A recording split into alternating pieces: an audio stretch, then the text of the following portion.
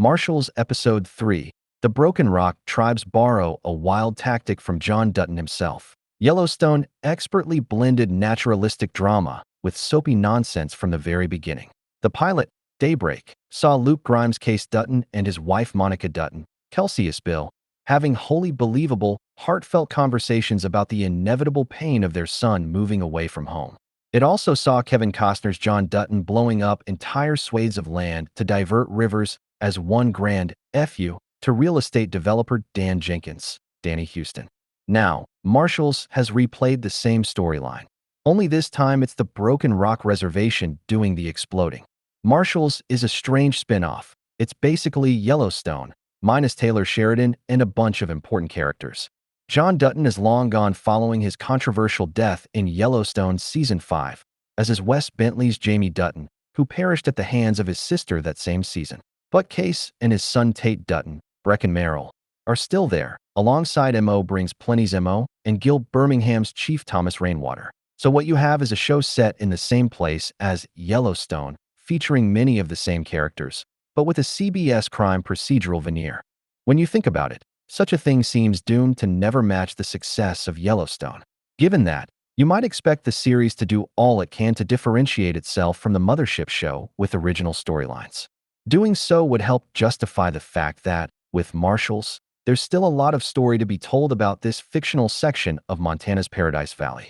Episode 3, however, with its callbacks to Daybreak, seems to prove the opposite. Marshals Episode 3 contains multiple elements borrowed from the Yellowstone pilot. In Yellowstone Episode 1, Dan Jenkins purchases land near the Yellowstone Dutton Ranch.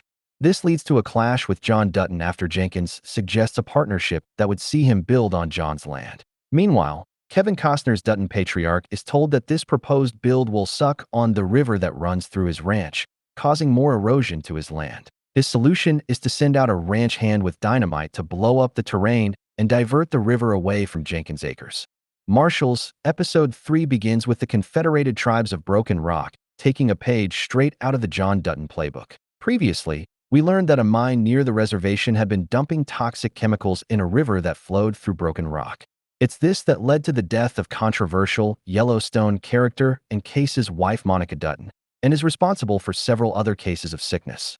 So, in Episode 3, the people of Broken Rock take it upon themselves to blow up a road that leads to the mine, thereby preventing any trucks from reaching the area and stalling work at the site.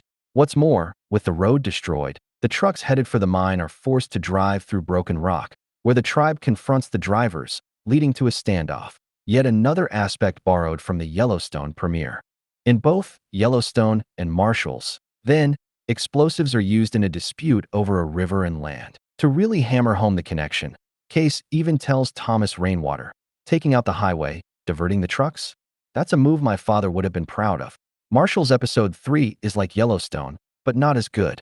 Yellowstone set records as one of the most watched TV shows of recent years. As such, fans will be expecting callbacks on Marshals. It makes sense to try to tie this series to its hugely popular predecessor, but the tough part is finding a balance between making the show familiar while also proving that it's strong enough to stand on its own. With Episode 3, I'm not sure the writers have done that. Broken Rock borrowing John Dutton's explosive tactics is a nice little nod to Yellowstone, and had that been the only connection, it would have been more effective. But the episode as a whole is basically one big retread of the Yellowstone pilot, Daybreak, except this version is nowhere near as tense and consequential. Daybreak saw the eldest brother, Lee Dutton, suffer a painful fate at the hands of Robert Long, Jeremiah Bitsui, an event that was the impetus for Kayce to rejoin his family on the Yellowstone Dutton Ranch.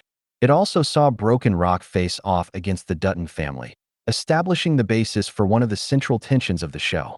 Episode 3 of Marshals, on the other hand, is a more staid version of that same story. It also features a standoff between Broken Rock and the locals and sees Kayce caught between conflicting allegiances, but it doesn't feel anywhere near as consequential or important. As such, not only is the callback to John Dutton's enjoyably reckless yet strategic use of explosives less effective than it could have been, it's hard to shake the sense that, with Episode 3, we're witnessing a microcosm of the show as a whole, a less effective version of Yellowstone.